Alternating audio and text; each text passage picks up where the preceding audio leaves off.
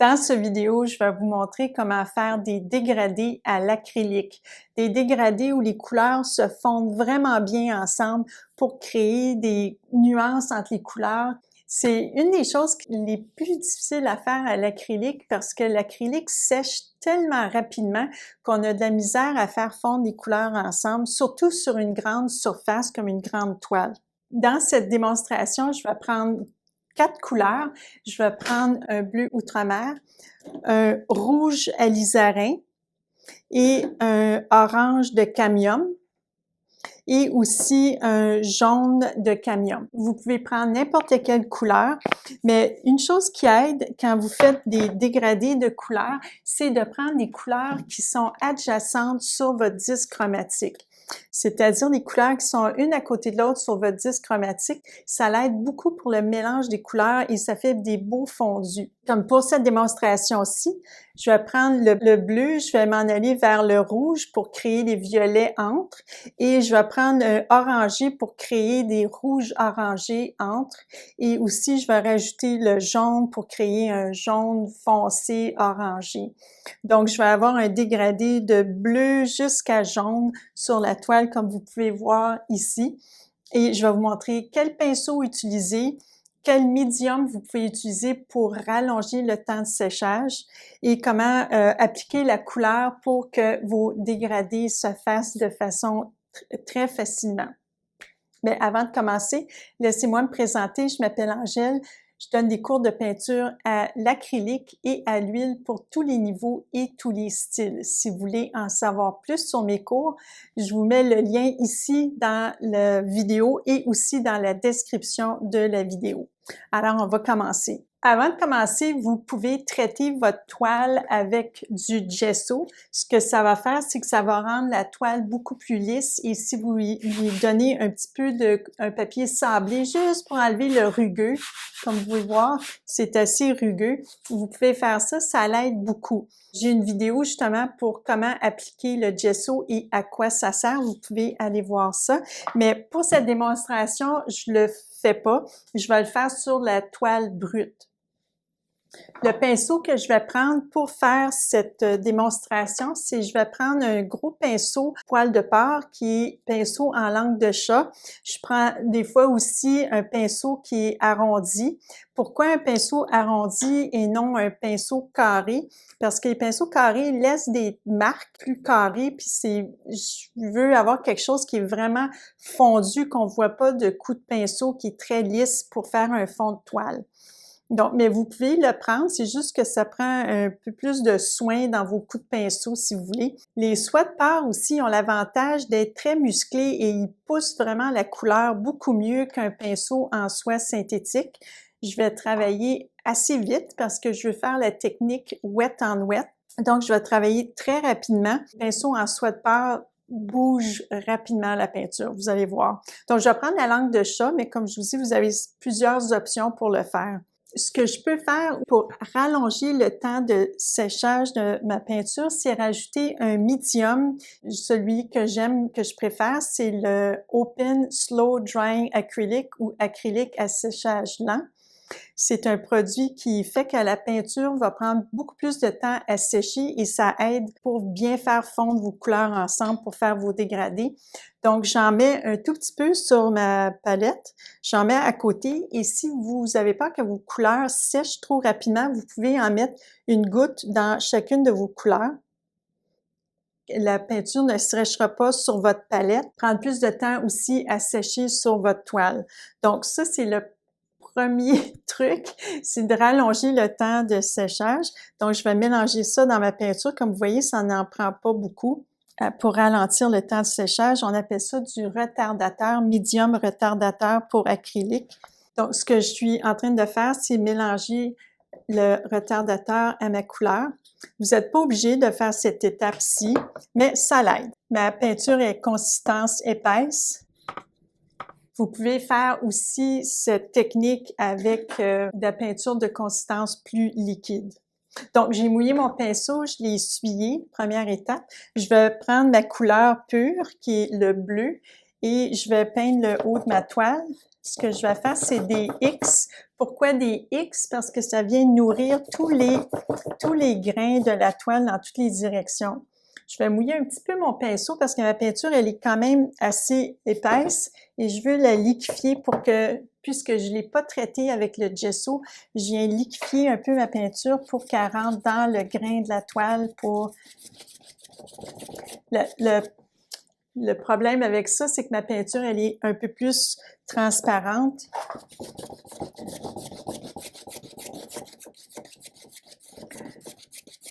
Donc, j'ai mis mon bleu. Je vais descendre mon bleu un petit peu plus bas pour que je puisse faire, quand je vais rajouter le rouge, que j'aille une belle bande de violet. Et donc, je vais descendre encore un peu plus.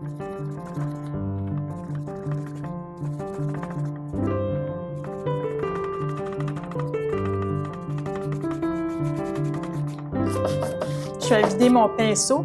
Ce que je vais faire, l'étape suivante, c'est que je vais laver mon pinceau pour enlever tout le bleu dessus. Donc, je le lave dans mon bac à eau et je viens éponger mon pinceau. Je vais prendre le rouge. Donc, maintenant, mon pinceau est plein de rouge. Je ne vais pas commencer tout de suite ici. Je vais commencer plus bas où je vais avoir mon rouge et je vais monter mon rouge dans le bleu pour que j'aie la ligne de violet ici. Donc, quand mon pinceau est plein, je viens monter ma couleur dans le bleu. Et je fais toujours mon coup de pinceau en X pour que les couleurs se mélangent. Une fois ici, je suis dans le bleu, je vais descendre un peu de bleu dans mon rouge. Pas jusqu'en bas parce que je veux garder quand même du rouge. Et ici, mon pinceau est plein de bleu et de rouge. Je vais le laver pour pas mettre du bleu dans mon rouge et je vais repiger dans le rouge.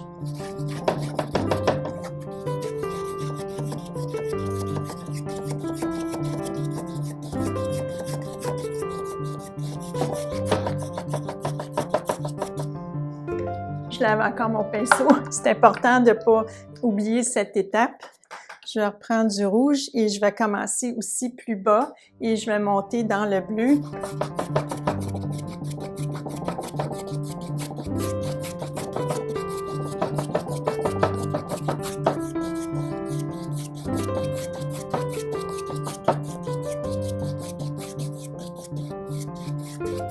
Donc, vous voyez que j'ai un beau dégradé de bleu, violet et rouge.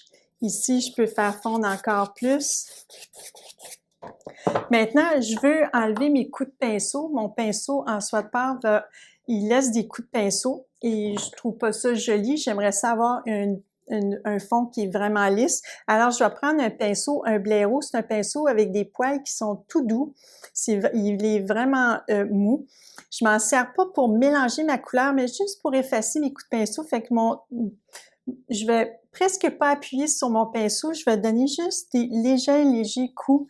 Juste pour dire, j'appelle ça comme des becs de papillon. Je viens juste très délicatement effacer les coups de pinceau. Si j'appuie trop fort, mon blaireau va enlever ma peinture et va laisser lui-même des marques. Alors, c'est juste un tout petit peu comme ça.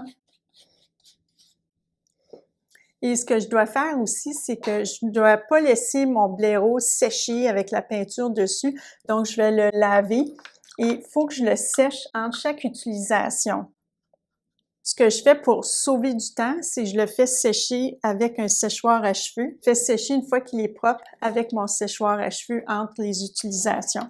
Si vous avez plusieurs blaireaux que vous pouvez utiliser aussi, ça sauve du temps, mais il faut vraiment bien le laver pour utiliser. Maintenant, ce que je vais faire, la prochaine étape, c'est que je vais rajouter mon orange et j'ai lavé mon pinceau super bien. Je veux surtout pas avoir de bleu ou de rouge sur mon pinceau, sinon ça va rendre mon orange pas tellement vivant, ça va le rompre. Fait que je vais prendre un peu de orangé. Mon orangé commence à être un peu sec, donc je vais prendre un peu de mon médium que j'ai mis sur ma palette et je vais en prendre sur mon pinceau, juste pour diluer un peu l'orange et augmenter son temps de séchage. Donc, je commence plus bas.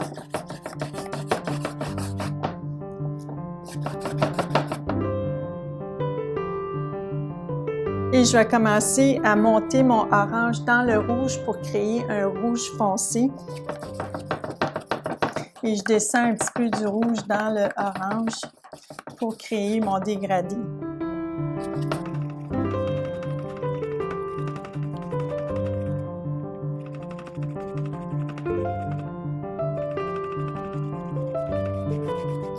J'ai pas fait ma bande de rouge assez large, donc je vais venir l'élargir un petit peu.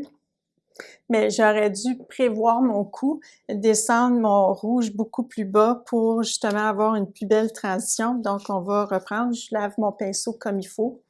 Je vais prendre le rouge et je vais partir ici où ma bande de rouge est et je vais le descendre dans mon orange.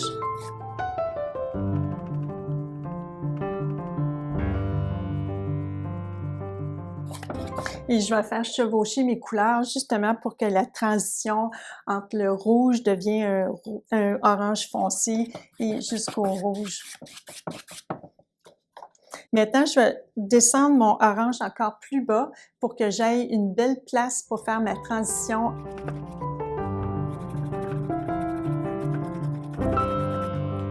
Je vais laver mon pinceau et je vais commencer à mettre du jaune. Je vais prendre mon jaune. Donc, mon pinceau est plein de jaune. Je vais commencer dans le bas de ma toile et je vais monter jusque dans le orange.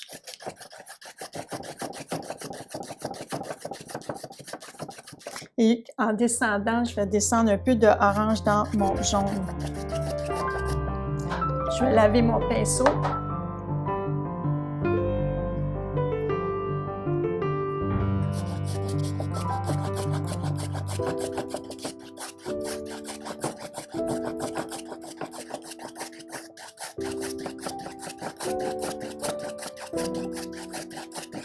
Maintenant que j'ai mes dégradés de fait, je peux les retravailler un peu. Si je veux avoir plus de jaune, je peux rajouter plus de jaune et venir le monter un peu plus dans mon orangé pour vraiment faire un dégradé. Travailler sur mes dégradés.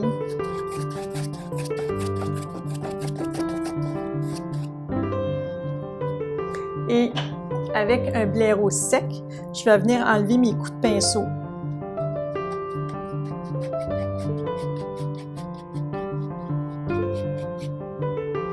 Et j'évite d'aller avec le blaireau qui est orangé dessus, j'évite d'aller dans le mauve, il faut que je le nettoie comme il faut.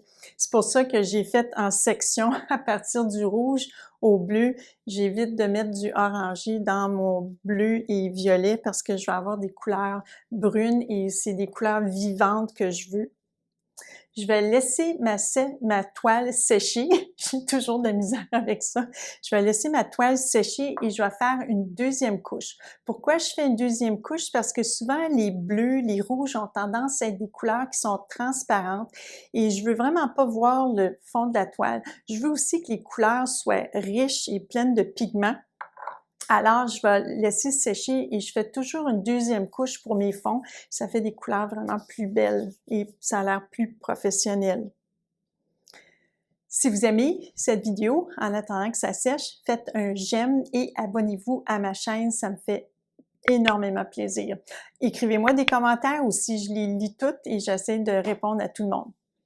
J'ai fini de sécher ma toile au séchoir à cheveux et elle est complètement sec. La raison pourquoi on va mettre une deuxième couche, c'est que souvent, une première couche, c'est pas suffisant. On voit le fond de la toile, si vous pouvez voir ici. Certaines des couleurs sont, par leur nature, sont transparentes. Le bleu outre-mer que j'ai utilisé, c'est une couleur avec des pigments transparents. Et le rouge aussi que j'ai utilisé, c'est un rouge transparent. Donc, en mettant une deuxième couche, les couleurs vont être encore plus vivantes. On verra pas le fond de la toile et ça va donner beaucoup de plus beaux résultats. Alors, j'ai séché ma toile, elle est complètement sèche, on peut la toucher. Et j'ai lavé mes pinceaux, j'ai changé mon eau, j'ai rajouté d'autres couleurs sur ma palette et on est prêt à commencer. Et je vais prendre le même pinceau, un gros pinceau en soie de porc. Vous pouvez aussi utiliser un pinceau doux en soie synthétique. Moi, c'est une question de préférence. Vous pouvez aussi utiliser un bourron en soie synthétique, mais moi, je préfère les soies de porc pour cette tâche ici. Et je trouve que ça pousse beaucoup mieux la couleur, donc je peux travailler beaucoup plus rapidement.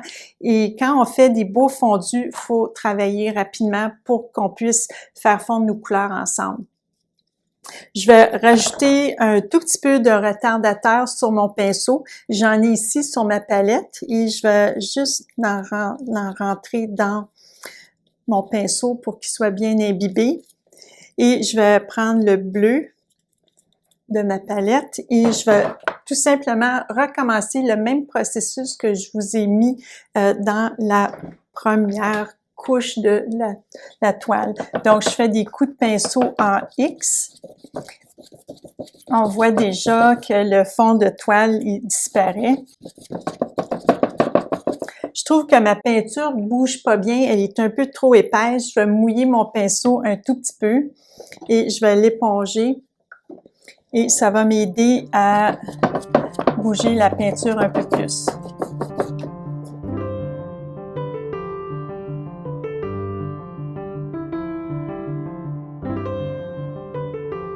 Faut pas trop diluer la peinture non plus, sinon on retrouve une autre couche trop transparente et il n'y a pas assez de couleur. Je vais descendre mon bleu où je veux mon mauve et je le fais aussi avec un pinceau qui est un peu plus vide. Donc, quand mon pinceau est bien rempli, je commence en haut et je descends pour pas mettre trop de bleu ici où mon violet va commencer. Mes couleurs commencent à sécher sur ma palette, donc ce que je peux faire aussi, c'est prendre un peu une bouteille en aérosol et juste aller leur donner un petit coup d'eau, comme ça va leur permettre de ne pas sécher trop rapidement. Je peux aussi mettre le retardateur, en mettre quelques gouttes dans ma couleur. Donc, je vais en rajouter quelques gouttes. Et ça va me permettre de faire des fondus. Je vais le mélanger, pas avec mon pinceau, je vais le mélanger avec ma spatule pour que mes couleurs sèche pas trop rapidement et ça me permet de faire la technique wet on wet. Donc, je vais mettre le bleu avec le retardateur. Je vais laver mon pinceau. J'éponge mon pinceau. Et je commence avec le rouge. Mon pinceau est plein de rouge, donc je vais commencer ici et non tout près de mon bleu. Donc, je vais monter le rouge graduellement dans mon bleu pour créer la zone de violet.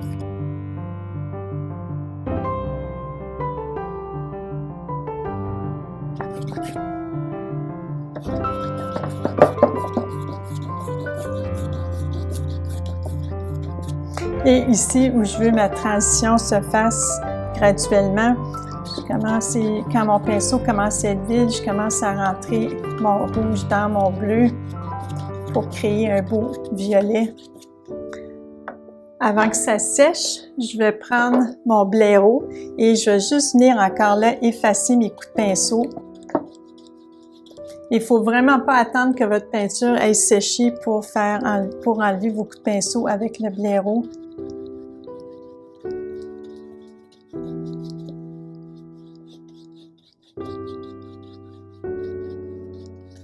Mon blaireau a laissé un peu un poil, je vais juste venir l'enlever. Et vous voyez, ça l'enlève le poil. Je vais faire le coup orange et le rouge ensemble. Donc, je vais laver mon pinceau. C'est bien important d'enlever toutes les traces de bleu. Sinon, le bleu dans le orange va vous créer du brun. Si vous voulez pas ça, faut vraiment que le pinceau soit propre. Et je vais prendre le orange et je vais commencer plus bas et je vais venir le rentrer dedans. S'il faut aussi, vous changez votre eau quand elle devient trop sale. Donc, je vais ici dans le bas. La toile, elle bouge beaucoup.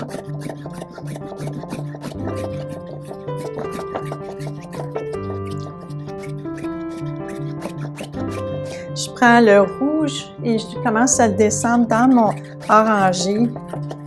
Et je monte mon orange dans le rouge pour créer un beau dégradé.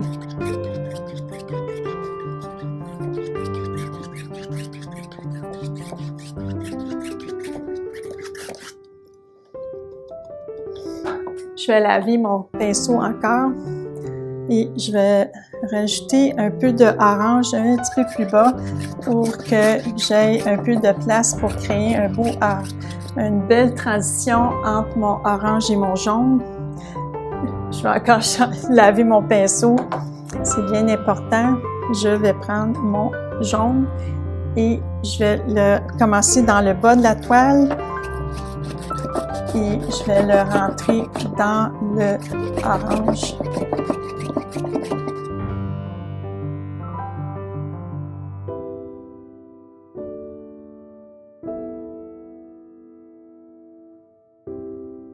Encore un petit poil de pinceau que je viens d'enlever. Vous avez un beau dégradé. Je vais juste prendre une dernière fois mon blaireau. Et mon blaireau est sec. Et je vais juste venir très doucement. Ah! Mon blaireau n'était pas propre, donc il a laissé des marques de violet dessus. Donc, je vais aller laver mon blaireau et recommencer. Mais en attendant, je vais enlever la couleur qui est ici. Avec un petit coup de pinceau et du jaune. Et je vais les faire fondre ensemble.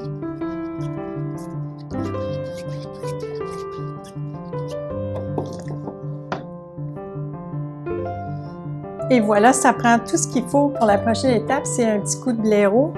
Et ce que je vais faire, c'est pour sauver du temps, pour ne pas prolonger la vidéo, je vais vraiment bien essuyer mon blaireau et enlever la couleur qui est dessus.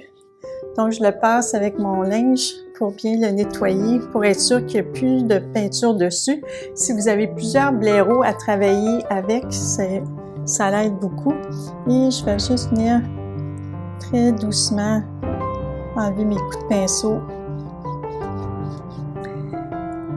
Donc, vous pouvez faire des beaux dégradés. Je vais juste vous montrer plus proche comment faire un beau dégradé à l'acrylique. Ça prend 2 couches. Vous pouvez en mettre aussi une 3e couche. Il faut vraiment attendre que chaque couche soit vraiment sèche. Si vous attendez ce bruit-là,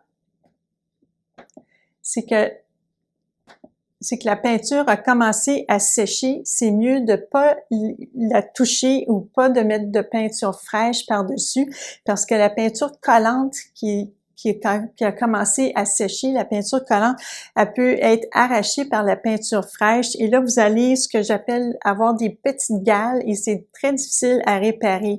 Donc, il faut être patient ou patiente et laisser la peinture sécher totalement avant de mettre une 3e couche s'il faut. Donc, prenez votre séchoir, séchez-la. Mais moi, je pense que je suis contente avec ça pour un fond de toile.